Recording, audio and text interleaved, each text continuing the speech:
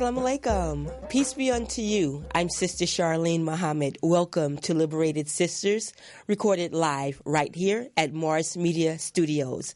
Today we have the Justice Report. The entire show is dedicated to the Justice Report. We're going to be speaking with Brother Akili, longtime national activist, organizer, civil rights leader, brother. We're going to bring him in right now. Please spread the word about our show today. Liberated Sisters, right here at Morris Media Studios. And let's talk to Brother Akili. Assalamu alaikum. Wa alaikum salam. Brother Akili, thank you so much for being with us here. Liberated Sisters, right in Leimert Park. Isn't this great? This is phenomenal. I've been here before, and Sister Portis has done a phenomenal job. She is living her dream. Many of us have dreams, yes. And they just stay dreams. Yes. But some of us have dreams and we turn into reality. And That's she's right. turned her dreams into reality. That's right. A super heaven. And it's Yes. a super heaven for me, for us to be here. You know, I want to share. I called Brother Akili. Brother Akili always answers my call, whether it's for the final call, finalcall.com. We're going to talk about that later in the show. He always responds. Radio Liberated Sisters. He's always on the front lines. And so I said, Brother Akili, we're talking about some issues regarding health, and I really want to bring a balance to the topic. I want to talk about single payer, and I want to talk about what's happening with Obamacare. He knows all these issues well, if you know anything about Brother Akili. And he just said yes. And he did ask, are we going to go up to Hollywood? I'm like, no, we're going to Leimert Park. So, you know, he's been here before. I can't say enough about how happy I am that Liberated Sisters is here. And so we just wanted to make that point of reference. But Brother Akili, the Justice Report. So are you all following what's happening with Brother Akili? Brother Akili was at a Black Lives Matter protest, which they do every Tuesday. They're there right now. Yes. At LAPD headquarters. And he was accused of what? Tell the people. Of battery on a police officer in a room full of police officers. In the police officer headquarters. So Man, he would have took you down. Who in their right mind would do such a thing? Even crazy act right. Yes. Under the and I was accused of battery on a police officer. Yeah. And I had a 10-day trial. It was supposed to be 2 days, but it wound up being 10 days because the police kept coming back and changing their lives. And the jury split because I had a hat in one hand and a notebook in the other. That's right. And so it was like, he batter anybody if his hands were occupied. And so the jury split on that. However, I was convicted of resisting arrest because I didn't move, according to the police, fast enough. So I was resisting arrest. And so yesterday, I was in court because the city attorney's office wants to make a point. So they wanted to revoke my probation for resisting arrest and wanted to invoke the terms of my conviction, which would have been a year in county jail. A year in county jail. Yes. A year in county jail for this brother right here. Brother because Akili, I didn't move fast enough. Because he didn't move fast enough. Brother Akili, this is similar. We had Brother DJ General Jeff here, another longtime community activist, a huge champion for the homeless on Skid Row. And he dodged some of that trifleness that would really have meant a void in our community. How long was the probation? How long is the probation for? Well, my probation now has been extended another 6 months, and I am barred from going to the police commission meetings because the way that the city attorney and the justice system, so-called justice system, sees it, is that I'm just an angry black man. And all I do is just shout and rant and rave.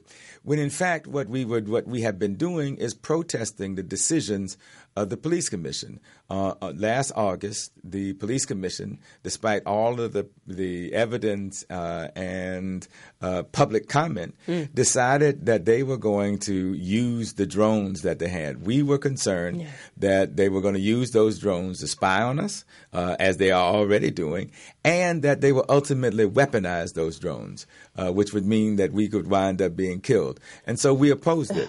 The police commission decided to support it anyway, and we protested. And so what I wound up doing was participating in the protest based upon the decision that the police commission made to utilize the drones. But in court, it looks like I was just an angry black man who was upset and just didn't know how to control myself. And that's how we get painted as a people. Wow. That, we just upset. We don't know how to control ourselves. What's wrong with y'all? How come y'all can't? Just take this beating. Yeah. Just take this assault. Yes. Just take this raid, right? And that's what this is really about. The city attorney wants to make a point. The point is you should not be at the police commission protesting. You should accept whatever they do and just be happy about it. Wow. And look, this comes in the wake of the LA Sheriff's Department voting that, not the Sheriff's Department, pardon me, the LA Sheriff's Civilian Oversight Commission saying no to the drones. Yes, they, after many weeks of investigation and public testimony, concluded that they were not going to support the sheriff having drones, in large part because this law enforcement always, if they got a pencil, they'll figure out how to make a weapon out of it. And sooner or later, they're going to weaponize these drones. Yeah. And those drones are going to be used against us. And we know it. The history is there. The pattern is there. Yeah. And we see it all the time. And so that's why we have opposed it. And I was there. I participated with the Sheriff's Coalition Against Violence, and have been a part of fighting for that civilian oversight. The sheriff dismissed their position and decided to do it anyway. That's right. Jim McDonald said he would. We're going to do it anyway. I think part of the concern that we have is law enforcement institutions have become infallible. That you can kill us and there's no consequence, there's no accountability, there's no responsibility. You can abuse us and nothing happens. That's why every Friday Black Lives Matters LA is at Jackie Lacey's office because over 5 years, over the past 5 years, the police have killed over 300 people. None of the police officers have been prosecuted, and a handful have only been investigated. And they've been investigated by the same law enforcement that they work for. So it's like Jesse James asking, one James to investigate the other James. Asking a bank robber to investigate bank robbers. And so we're there every day asking, demanding that Jackie Lacey do her job. Investigate and prosecute these officers. Yeah. Brother Akili, in the era of this now new memo we found out about, the black identity extremists, anyone who, first of all, wants to separate, right, wants police, as you said, to stop killing us, different groups, just really different positions about justice are tagged there. Do you think that we're going to see more of this sweeping like this? I mean, given that? I think it's been there all the time. It will be more intensified now. We have been spied on. We have been infiltrated. We have been targeted by law enforcement almost since we got here. Well, because we have resisted and rebelled. How about on the way here? Yes, on the way here. Before we got here. Yes. I'm agreeing with you, but I think it's like our point of reference with the government. But go ahead. But we have resisted and rebelled ever since we got here in one form or another. And we will continue to do that. Now, there'll be ups and downs, highs and lows, but we will continue to do it. No people accept oppression. No people accept subjugation. They will fight back. And so we are now. And because the institution, the political, social, and economic institutions resist that, then they will push back against us. And we have no choice. We have tried every conceivable, realistic way to be accepted in America, only to be continually and regularly rejected and oppressed. And I think we are at that point where we are prepared to resist and claim our rightful place in this society, a society we have helped build. You bring to mind, Brother Akili, the Honorable Minister Louis Farrakhan's Savior's Day message this February, separation or death. Because resist to what point? If like President Trump, and not just President Trump, Brother Davy D., our great veteran journalist and hip-hop journalist in the Bay Area, says, at what point are we going to see that this is just not going to change? Minister Farrakhan said it again, separation or death. He's been consistently warning that these are people that are disagreeable to live with in peace. But we want that so bad as a collective. We want to live with them. We want to shop with them. We want to be with them. We just want them to be fair and reasonable and just. It's not natural for them to do that. So resist at what point? Are we going to be able to say we just need to separate? When are people going to get it? Like, this is what David D said. Pardon me, I lost that thought, but because Minister Farrakhan came to mind. But what Brother David D was saying was, look, now it's not just officers; it's just everyday men and women just walking up. George Zimmer. Yeah, and just doing these things, and there's no recourse. If you try to speak out, you're angry black man or angry black woman. But we see slaps on the wrist for people. I mean, again, Dylan Roof slaughtered these black parishioners and gets taken to Burger King. Yeah.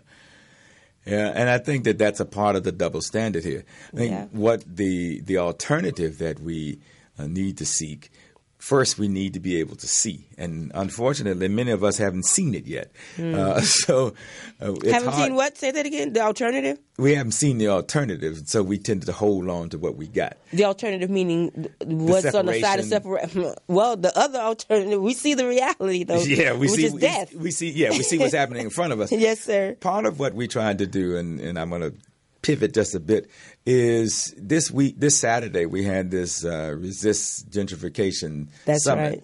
Right. Over 700 people came. And we wanted to do three things. One, send a message that the people are unwilling to accept gentrification. We will not be moved. We will improve. We want development without displacement. The second thing we wanted to do is share our successes and share our victories. And then the third thing we wanted to do is look at alternatives, look at community wealth building, look at how do we disassociate ourselves sometimes with a capitalist system that has not served us and doesn't look like it will ever serve us. So we spent the day engaged in that and looking at how we can repeal laws that keep us from achieving the things that we want to achieve, like repealing Costa-Hawkins, which is one of the few laws in California that preempts local governments from making decisions on about what they want to do. So we only had a month to do it too. It was decided on November 2nd and we did it on December 2nd. Yeah. But I think that goes to show the level of interest and the level of participation that folks in our community. We want to preserve the Mert Park. We want we want development, but we don't want to wind up in a few years not being able to live here because the Crenshaw Plaza, which is going to be built, proposing to be built at King and Crenshaw, is really going to be 961 market rate housing. And a hotel. And once they do that, the rents in this area will go up precipitously. And many of the people who live here won't be able to afford to stay here, and you won't be able to move in. So we want to keep the culture, character, and conditions of our community, and we're going to have to fight for it. Yeah, a fight indeed. Rosa Clemente, Sister Rosa, former vice presidential candidate for the Green Party, also hip-hop activist, artist, Sister Rosa, thank you so much. She is still just processing a lot of what she uncovered, she and her team that went down to Puerto Rico after the disaster Irma and others. But she talked about just not being able to move back into her neighborhood. And if I'm not mistaken, it's Brooklyn, but priced out. Just priced out of the neighborhood. It's happening all over. Happening all over. One thing I do want to mention, just in terms of a symbol of the alternative of separation, is, and again, a symbol, which is the Honorable Elijah Muhammad and the Nation of Islam in the early days, just existing well, thriving. Yes. On its own, a nation within a nation. So we have, and that's not the only community, but that's the grandest one that I, want to highlight right now. Transportation, food, right? I mean, when you talk about feeding yourself and not depending on others owning to land feed you, in Africa, land, airlines, factories, yes, clothing, the list is on, and you can go to Muhammad Speaks and Final Call newspaper, and that history is there. There are ways to do that, and also, as we talk about that, up with Jesus, down with Santa. The boycott is on over these police killings and the mishandling, and also Black Xmas. Right? Yes. Black Xmas, Black Lives Matter, and many, many, many more people are doing things. So we will always highlight the problems, but just as well the solutions that we do have.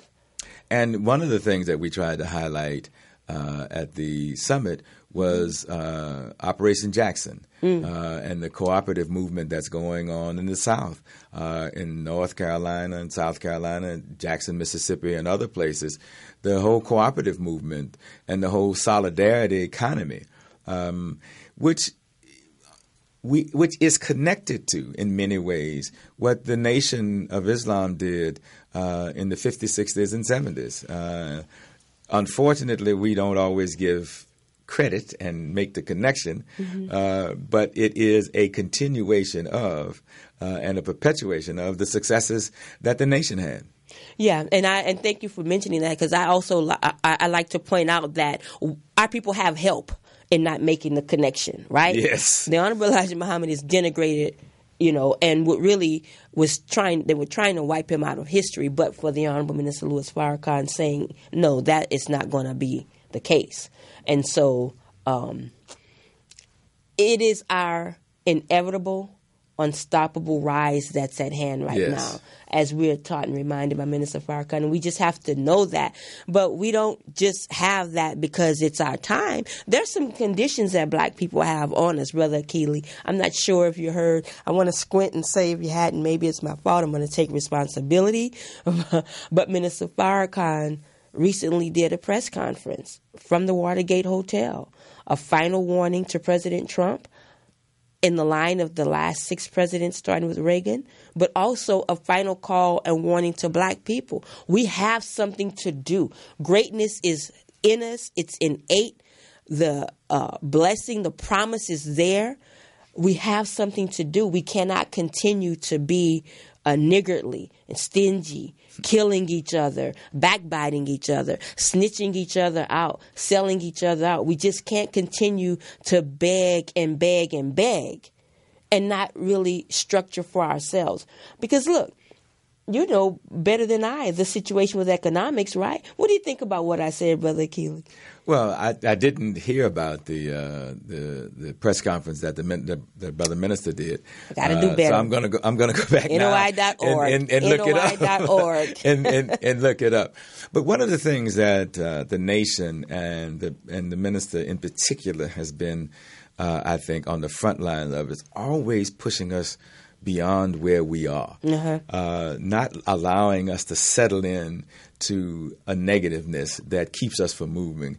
The fact that he is the only person to this day that can call 1 million of us together, I think is an indication of the kind of relationship and regard we have for both the nation and Brother Minister. So I didn't see that. I didn't, so I don't know the and I'm gonna take that whipping on that. No. Because I want to find out more about it. But one of the things that, and you and I have talked about this many times, yes, sir, is what Brother Minister has done and continues to do is be that edge that we need to cut us away from our complacency, to cut us away from our acceptance of things as they are, to cut us away from there's nothing we can do. He has been that sharp edge that we have needed. And the reason you can tell he's that sharp edge, because white people are always attacking him. If he wasn't that, then they wouldn't attack him. So we are. I mean, one of the great pleasures I've had in the past few years. I'm on the board of the Institute of the Black World, and we just had our conference at the end of the year last year, and he closed it out, and it was the highlight of the conference. He opened the first one we did in 1994. He did in Baltimore, and he has been a consistent and big supporter of the Institute of the Black World, 21st Century, and he closed us out this year. We were in Newark, and he brought us full circle from when Imam Baraka was there and why he was there and what we needed to do to talk about, can we at some point give up just trying to be white and accepting that we aren't simple, accept ourselves, our own, and move on. That's right. To a great, it's just there. If someone told you there's $100 million right there. It's right there in your arm's reach, but you just have to clean up. Pledge to do right. Unify, right? The buzzword, the code word is unite. That's all you got to do. Many of us can't get that because we have so much pain, and we understand why, and bogged down, but we have been taught so very well self-hatred and the hatred of others. And also, let's just, Minister Farrakhan brought that right on out, the falsehood of this white Jesus syndrome we have. He's just not that. And so, but if I can't see the God in Brother Akili, because I don't see it in myself, you can't get more than what I'm going to give myself, And many of us have been struggling with that, some with some degree of success. But I think for me, as I can reflect back, because I've got 45 years of reflection. Wow. So I can see the advancement. I can see the development. I can see the stages that we've gone through. I mean, what we did Saturday hadn't been done before. Now, we had been in rooms. Awesome. We had been in rooms before to talk about how we resist, but we hadn't necessarily focused it on our neighborhood. One of the things, Crenshaw Boulevard, from Adams to Florence, you can get everything you want on this boulevard. That's here. I mean, we have a bright, shining light right here where we are. Yes, we do. So we want to preserve that. We want to advance that. We want to support that. Support this. But we got to be here to do that. And part of what our struggle is that the pattern, is that you have these developments come in. All of a sudden, white people start moving in. The price of both the real estate and the rental market goes up, and we get moved out. And the same communities that we fought for and were pushed into and fought for, now we can't afford to live in anymore. And so being moved like dust. And so we are resisting that. We're fighting back against that, and we're coming up with alternatives to look at how we can stay here, how we can, we may have some new neighbors, but we want to keep our neighborhood. Yeah. And what do we do while we're here, right? Yes. Wow, this is great conversation, Brother Akili. I'm so glad you're here with me. We're going to move in to talk about single payer, but I want to say this before we bring Betty Toto on the line to join us in our discussion, that when we talk about being here at Morris Media, it takes money. So feel free to sponsor. This is a call for sponsorships. It does take a dime to be here. And so email me at liberatedSisters@gmail.com, and my producer, Angela Birdsong. Hi, Ange. And I will get back to you on how you can help support this show, which also helps support Morris Media Studios right here in our community. Brother Akili, it's great great worker with the Fannie Lou Hamer Institute as a director. And so that's our sponsor for today. We're going to give you more information about that when we wrap up our segment on single payer health care insurance. And so we're going to bring someone in right now. Her name is Betty Toto. She is Healthy California Campaign Regional Coordinator for San Fernando Valley. Betty, are you with us? Yes, I am, and thank you for having me. You're welcome. Thanks for coming on. With me is Brother Akili. He's going to be joining us about this topic. Welcome, welcome, welcome. So, Betty. Nice to be on with you. Yeah, great. Thank you. Tell us about this. We're going to take about 15 minutes. I was going to wrap it at 10:30, but everyone know we're going to go for 15 minutes on this issue. I met her at a recent forum here, and I just really loved your spirit and energy, Betty, the way you made the conversation flow and was able to explain single payer. So tell people what you're doing in your organization. Oh, well, I'm very passionate about it. That's the one thing. I have always been a proponent for universal single-payer healthcare for many, many years. It exists in many high-income earning industrialized countries around the world where they guarantee their residents healthcare. I mean, it's as a right. They guarantee it as a right, and it's a matter of healthcare justice. I'd like to tell you a little bit about the bill itself. SB 562, the Healthy California Act, is a California State Senate bill, and it was co-authored by Senators Ricardo Lara in Long Beach and Tony Atkins in San Diego. The bill, however, was sponsored by the California Nurses Association, and the nurses, they know the groundwork, what is happening in the hospitals, in the doctor's offices, and they crafted this bill based on healthcare justice issues. So, SB 562, the Healthy California Act, speaks to the matters of healthcare justice. The sponsors of the bill, the CNA, California Nurses Association, and the Healthy California Campaign Coalition, which I am a part of. There are many different organizations part of that campaign, and I am a grassroots advocate as part of that coalition. We believe in the fundamental value that health care is a human right. It is from this fundamental value where all decisions about people's health care should spring, and that's where we believe. In crafting the bill, SB 562, this value is always at the forefront. The essence of every experience the nurses have been caring for their patients influenced the creation of this legislation. There is no room for the profit-driven health insurance companies or the supposed nonprofits that pay their upper management hundreds of thousands of dollars, or the unbridled greed of big pharma. Why? Because the fundamental value of health care as a human right is not reflected as part of their business plan. So with that essence, SB 562 was created, and it proposes a universal single-payer health care system for California, similar to that of Canada and what other high-income industrialized countries have around the world, which is very successful, you know. Single-payer healthcare systems are proven in delivering better health outcomes and less expensively. Residents in countries that have guaranteed healthcare via a single-payer system live longer, healthier lives. Incredibly, one of the most disdainful things here in the U.S. is our infant mortality rate. They have lower infant mortality rates than us, the richest country in the world. It's the disparity with infant mortality and mothers, and especially people of color and women of color.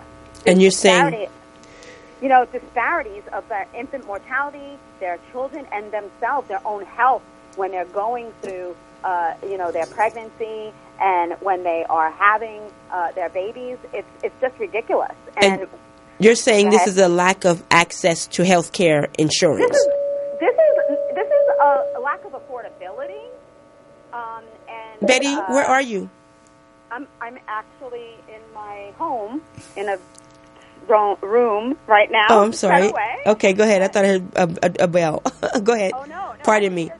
I did hear that too. I don't know what that was. No problem. It was on your end. But access to care.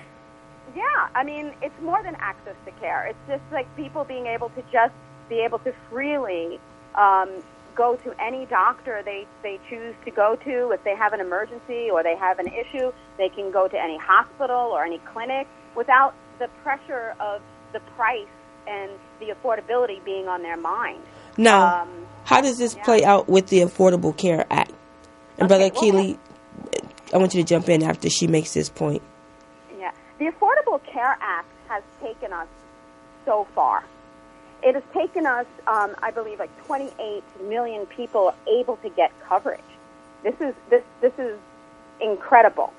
And it also has brought us an awareness that, you know, we should be able to, as working class people, as poor or even upper middle class, to be able to have this coverage as a right. You know, the pre-existing conditions that has been taken off the table. That used to be a horrible condition of health insurance. You couldn't get anything if you had pre-existing. Right. It's really meant to be a stepping stone. It really was meant to be a stepping stone to single payer. And in actuality, there are waivers that were created as part of the ACA that basically is influencing states like California and other states to actually go their own way and build single payer. There's actually waivers that influence that. It was really put into the ACA, as part of that, of their, of the bill, so that we can go on to guarantee all of our residents here in California, every state to guarantee their residents health care. So thank you. It has gotten us that far, but we need to make that leap. We need to take that bridge it's made for us and cross it. Thank you. Now, Brother Akili, you worked, advocated for single payer for some time. In the 90s. Everywhere. In 1992, after Bill Clinton was elected, Neighbor to Neighbor, the Health Securities Campaign, and other organizations in Little Rock, we had a 2-day town hall series focusing on single payer. We created these health security cards, and we had a meeting at that time with President-elect Clinton and his wife, and we gave them the cards. And Neighbor to Neighbor, the Health Security Campaign, was very much involved in the Single Payer Initiative. And in 1994, we put an initiative on the ballot that would have instituted single payer. That was the same year, though, that Newt Gingrich and the Republicans took over the Congress, so we didn't win. We didn't win then, but I have been, and I went up and down the state explaining single payer. It is just what it says. It's a single payer. It is very much like Social Security. We all pay into it, and then when we need it, when we retire, we get it back. And it eliminates third parties because insurance companies don't provide any health care. They provide paperwork. That's all they do. And they charge for providing that paperwork. So between you and your health provider is a third party that simply provides paperwork so that the health provider can get paid. Remove that third party, and you have more resources to go to the provider. If you look at the VA system, it's a single payer system. There's only, it is the best example of how it works. And nobody questions that. Nobody says that's, socialized medicine, but it works. It's a single source. Medicare today is a single payer system. Its administrative cost is about 3%. Administrative costs for current health care can be up to 57%. And we talk about other countries. To our north, we have Canada, which spends about $14,000 per capita. We spend almost $26,000 per capita per health care. And that's not even insuring everybody. So we have... It's insane. Yeah, we have the absolute worst of both worlds. We spend a lot for health care, and most people don't have it. And part of our biggest struggle has been the model that existed after World War II was you started getting your health care through your employer. And that has been the dominant model since then.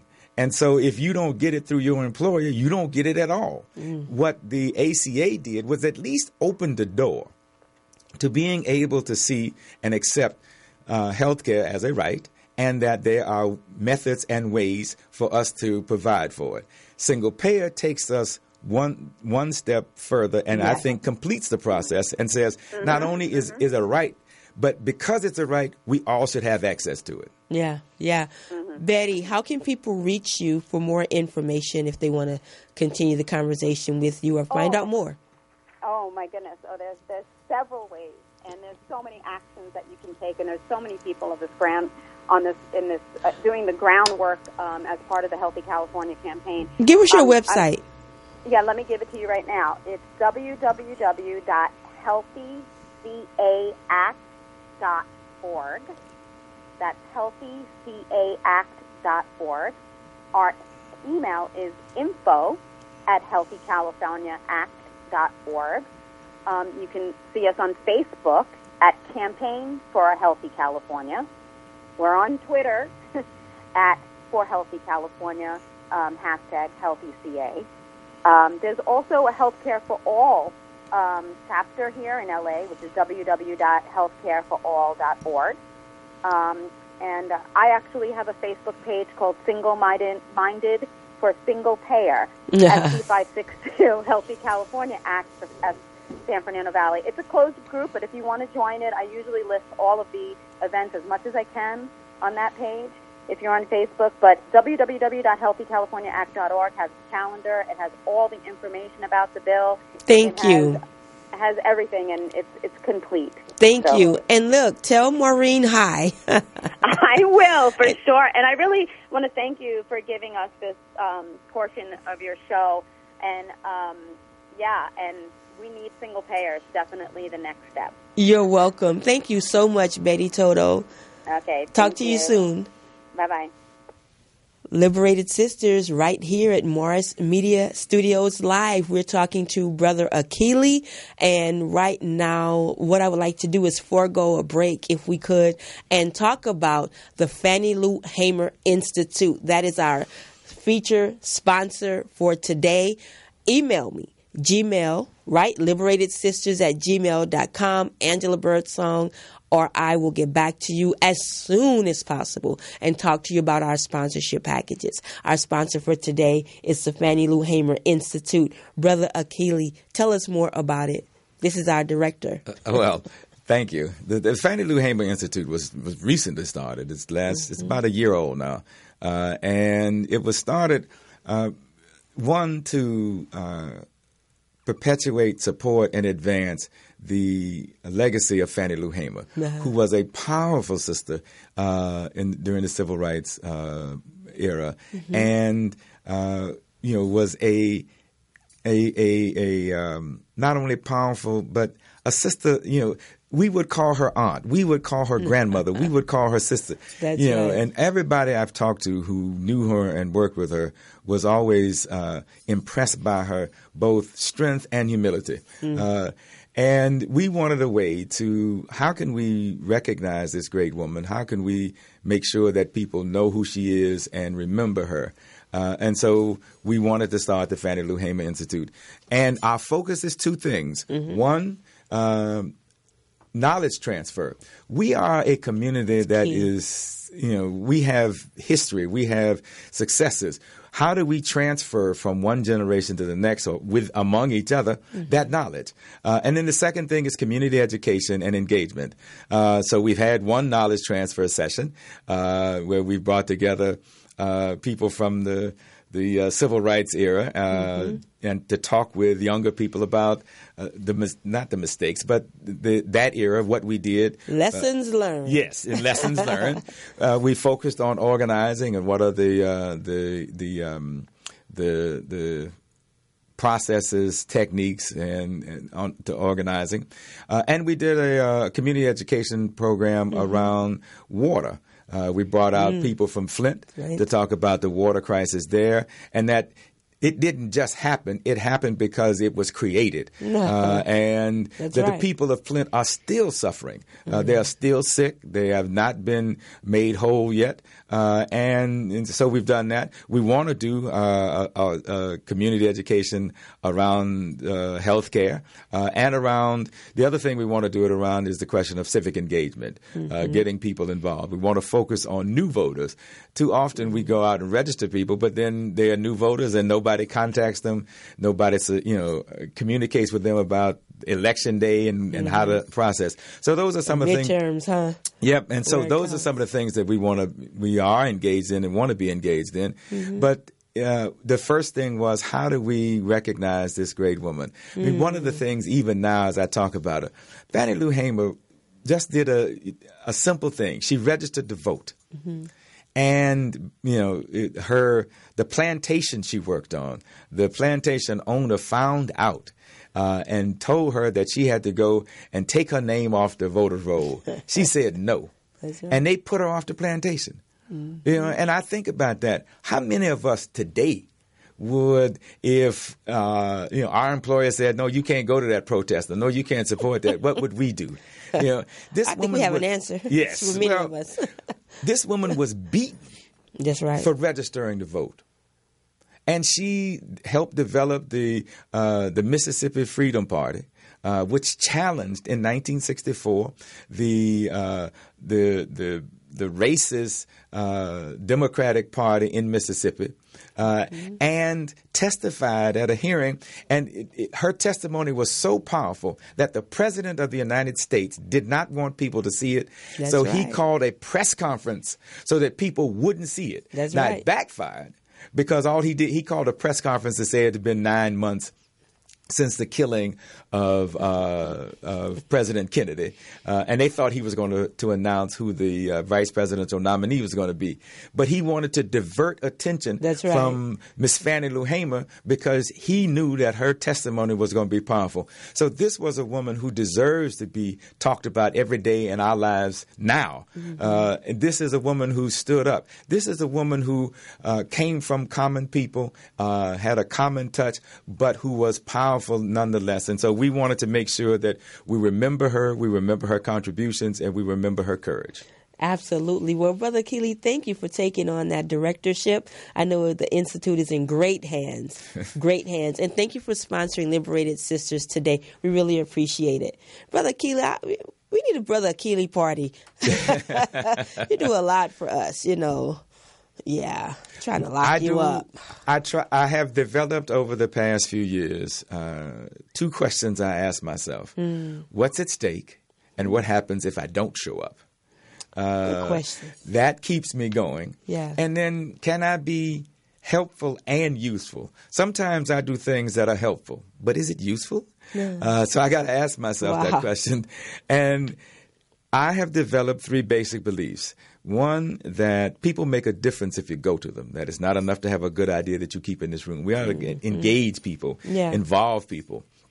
Secondly, that the essence of democracy is inclusion and participation. You can't claim to have a democratic society if you purposely, deliberately, methodically exclude people. And then finally, we live in the richest country in the world. We can have a just, fair, and equitable society. So those 3 beliefs that have kept me going for a long time. That's really awesome, Brother Akili. And I can see what they're doing for you and what you're doing for us. Allah hates ingratitude. God does not like ingratitude. So thank you on behalf of myself, my family, my people. Liberated Sisters. And now I just want to mention, before we get back to the issue of current events, right? Because Brother Akili can handle it all.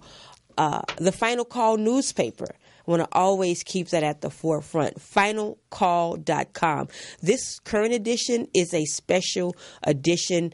Many of the articles feature news, national, are dealing with the judgment. Tell me if you remember this, because I grew up hearing it. And people would always say, people have been saying that for forever, that, Revelations was going to walk off the pages of the Bible, right? That there would be a great destruction, that there would be weather patterns that would be biblical, right? And so this is happening right now. And we're living in what we say is the time, the judgment of God, where America owes for her evils done to black people. And so this is payday. And so we say God is here, that the death angels, Minister Farrakhan says, are in the house, and they're really tearing this country up. And so this cover story is dealing with these weather disasters that we're seeing. What's causing them? We hear it's global warming. We hear it's climate change, and some of that is relevant.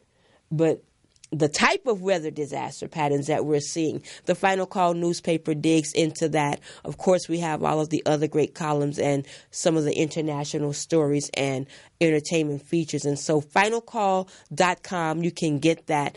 Finalcall.com, this current edition out today. The brothers are going door to door.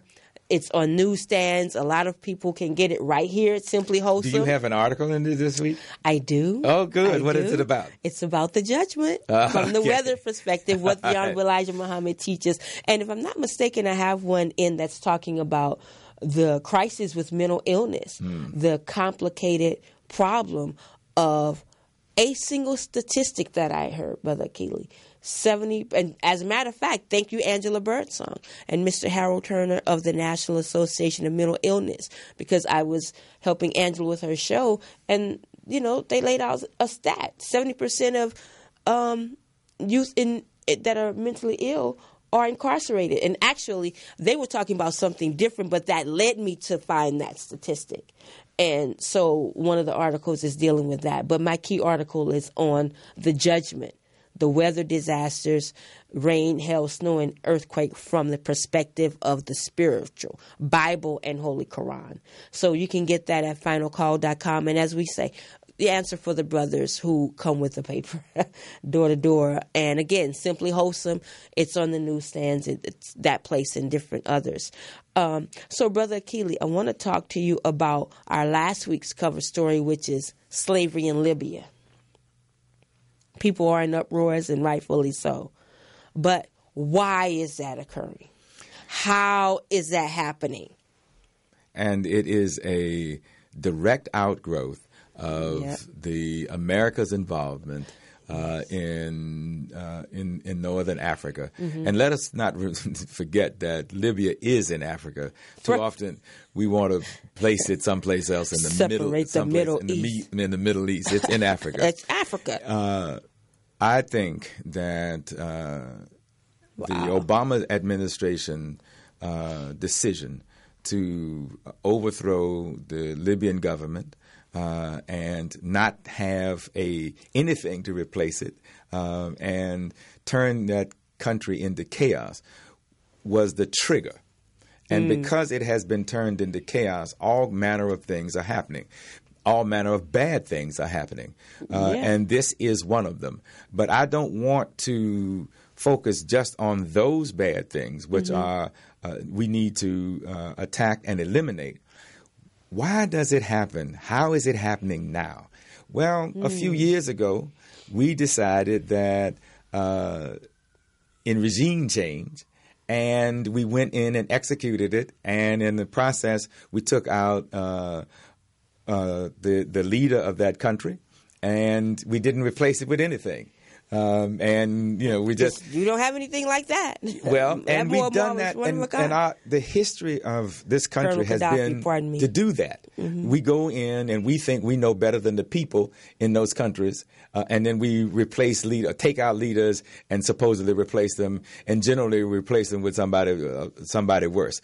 And so what we are seeing is the outcome of bad policy, bad decision making, and an imperialism that we think that we know better than the people in these countries.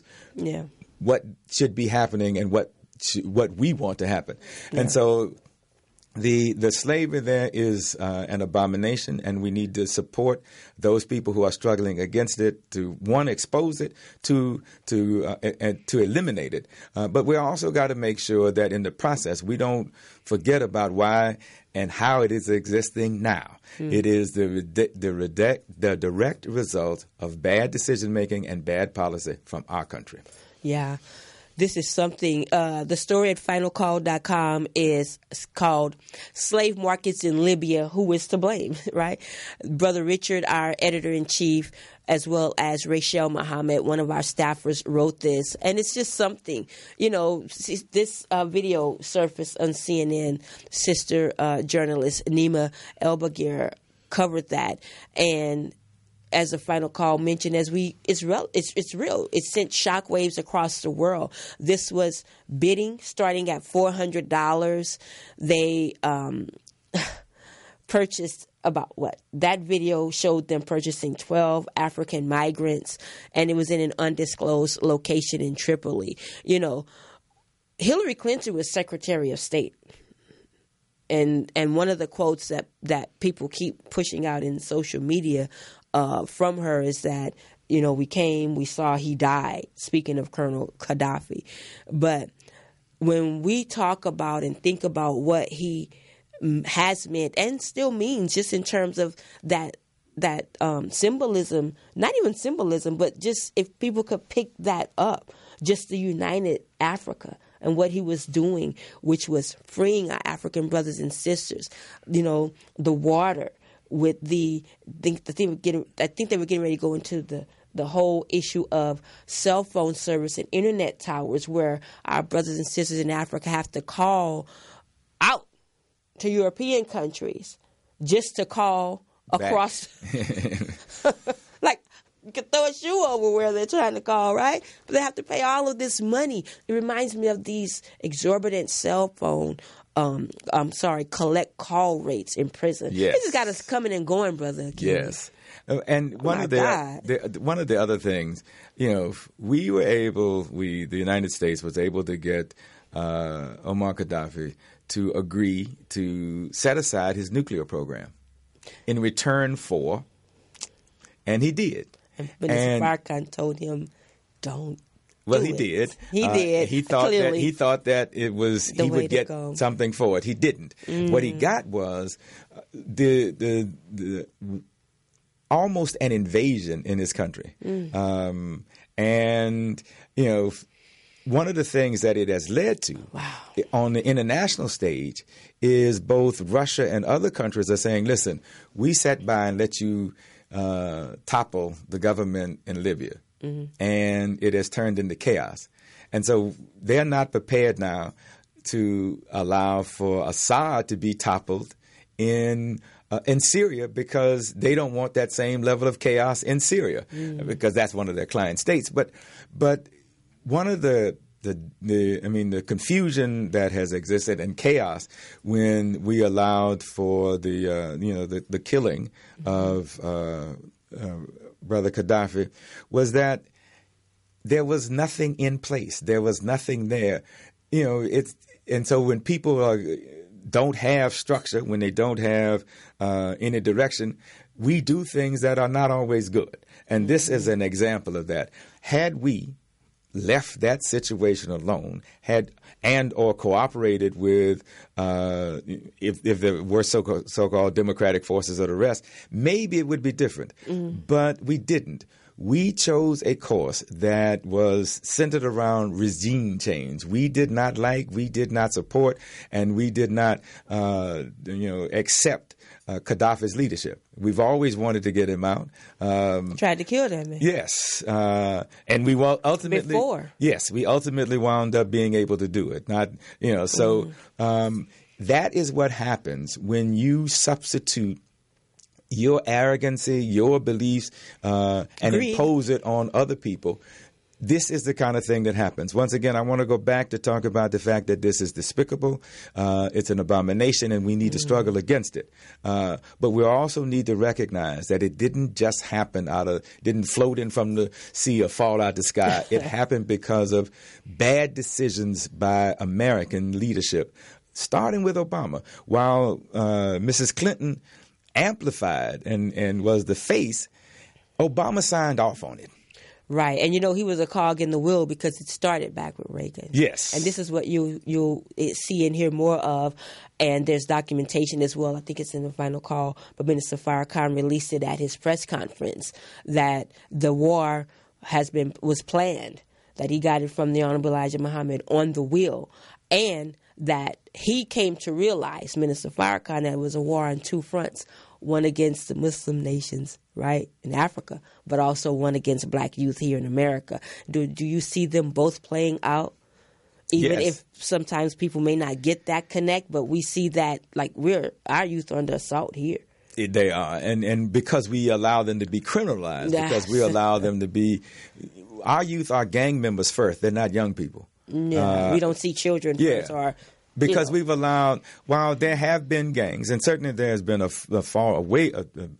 deep falling off with the gang activities and the rest, in large part. And one of the things that we talked about at the summit, because Brother Akili Sherrill was there, in large part because, one, the gang members are getting older. And when you get to a certain age, certain activities you just can't be involved in because you're not accepted. Secondly, there have been efforts by a lot of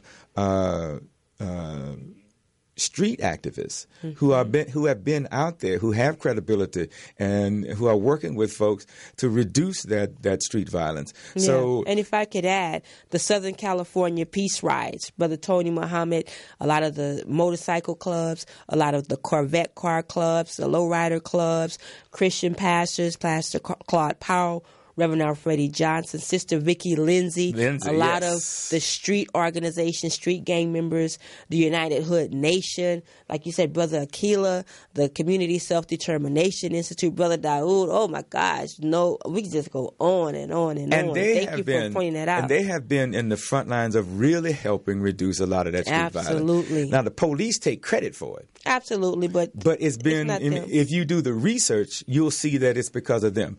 Yeah. But they are not recognized, and they are not supported, and they are not resourced to really do it. They do it out of the goodness because they want to see our communities develop. Sister Vicki Lindsay has been on the front lines ever since her child got killed. When I got on the street here, I met her. Yes. There. Yeah, but they aren't generally recognized. They aren't supported. Unsung. And they aren't resourced like they should. And the police, every Tuesday, right now, the police chief is going to give a gang report, and he's going to talk about gang shootings and he does that in an effort to, one, continue to criminalize our young people, but more importantly, so that he can continue to get 54% of the city's budget, so that he can control and suppress our community.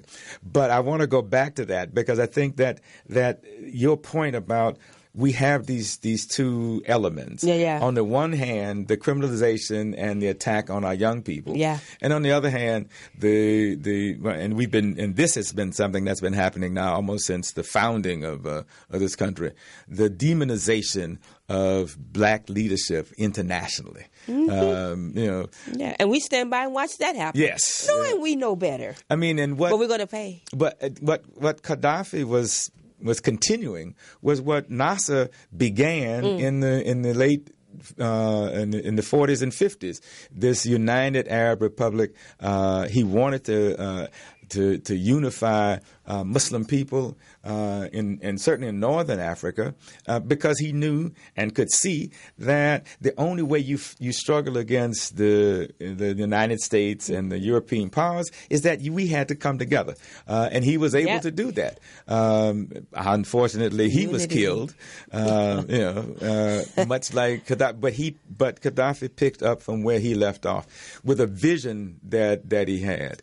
We never supported that vision. We tried to undermine it, and we tried to do everything we could to demonize Colonel Gaddafi. Since the 83 Lockerbie bombings, we have gone after this man in one form or another. Yes, America has. Yes. Not you, Brother Akili. But I get what you're saying. Hey, look, how can people... Go ahead. The U.S. has. The U.S. has. How can people reach you, Brother Akili? Well, they can contact the Fannie Lou Hamer Institute, and it's the number is 323-683-4784. And our email is FannieLouHamerAction @gmail. So you can contact us. And we're developing and we want to expand our mailing list so we can communicate with more people when we do these community education and engagement program and the knowledge transfer. The other thing one area we've talked about in our knowledge transfer is how do we sustain ourselves. That's right. through these struggles, and that's going to be our next set of discussions. Let's grow some food. Thank you so much, Brother Akili, for being with us, gracing us today. Thank you to poetess Sister Felicia Morris. Thank you, Morris Media Studios. Thank you, Betty Toto. Thank you, Angela Birdsong, our producer. FinalCall.com. Please subscribe. Email me at liberatedsisters@gmail.com. We do need your support. I think we're earning it, but you be the judge. Email. Let's talk about how you can help us stay on the air here at Morris Media Studios. I'm Sister Charlene Muhammad saying if it's impacting our community or can uplift us as a people, let's talk about it. Peace.